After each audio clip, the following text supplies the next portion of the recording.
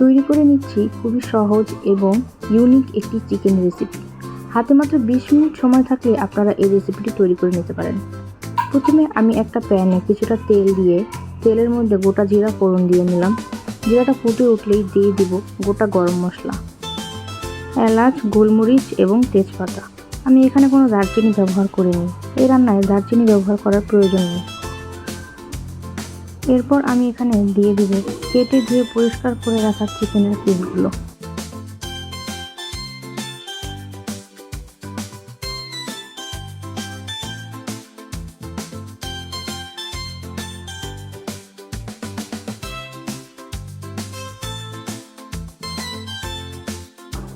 এরপর দিয়ে দিচ্ছি কাঁচামরিচ, ফালি করে কেটে রাখা পেঁয়াজ এবং টমেটো।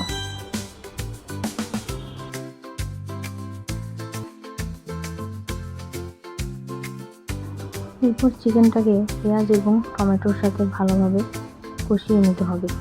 চুলার আঁচ হাই হিটে রাখতে হবে যাতে চিকেন থেকে পানি ছেড়ে না দেয়।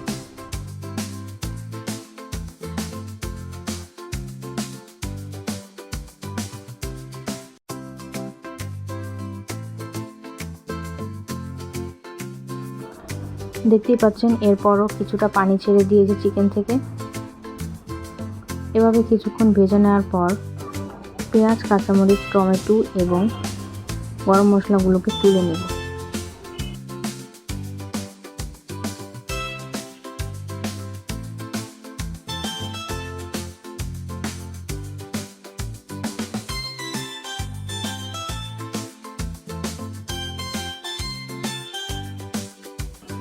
আমি একটি ব্লেন্ডারের জারে মশলাগুলোকে তুলে নিব এবং পেস্ট করে নিব। পরবর্তীতে এই মশলাটা আমাদের কাজে লাগবে। এখন আমি চিকেনের মধ্যে দিয়ে দিচ্ছি আদা রসুন বাটা, স্বাদমতো লবণ এবং লাল মরিচের গুঁড়া। আমি এখানে খুব বেশি পরিমাণ মশলা ব্যবহার করছি না, একদম ঘরোয়া উপকরণ দিয়েই এই রেসিপিটি আপনারা তৈরি করে নিতে পারবেন। চিকেনটাকে ভালো মতো নেড়ে চেড়ে মশলার সাথে মিশিয়ে এবার অ্যাড করে নিচ্ছি হলুদের গুঁড়া এবং ভাজা জিরার গুঁড়া।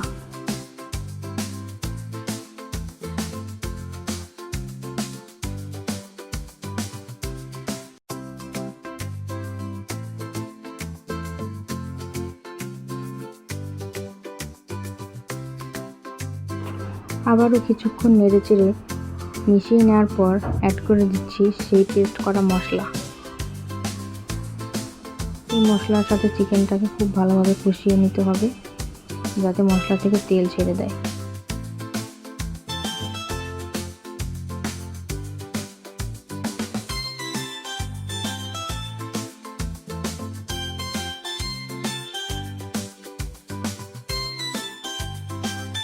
চিকেনটাকে ভালো মতো কষানো হয়ে গেলে মশলার বাটি ধুয়ে রাখা সেই পানি অ্যাড করে দিব। এখানে আমি একবারে চিকেন সিদ্ধ হওয়ার জন্য এবং গ্রেভির জন্য পানি দিয়ে দিব, বারবার পানি অ্যাড করার কোনো প্রয়োজন নেই। এই পানি দিয়েই চিকেন সিদ্ধ হবে এবং আপনারা যতটুকু গ্রেভি রাখতে চান সেই অনুযায়ী নামিয়ে নেবেন। অন্যদিকে আমি কিছুটা গোটা জিরে তেলে নিব।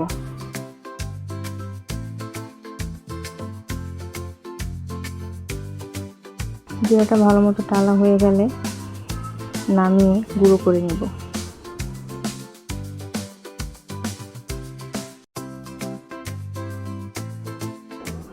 আমার চিকেন রান্না প্রায় শেষের দিকে। এখন আমি এই ভাজা জিরার গুঁড়োটা চিকেনের উপর দিয়ে দিব। এই তো চিকেন রান্না প্রায় শেষ, এখন আমি নামিয়ে নিব। এই চিকেনটা ভাত, রুটি, পরোটা যে কোনো কিছুর সাথে খেতে খুব দুর্দান্ত লাগে। আপনারা অবশ্যই রেসিপিটি বাসায় ট্রাই করে দেখবেন। রেসিপিটি কেমন লেগেছে অবশ্যই কমেন্টস করে জানাবেন। ধন্যবাদ।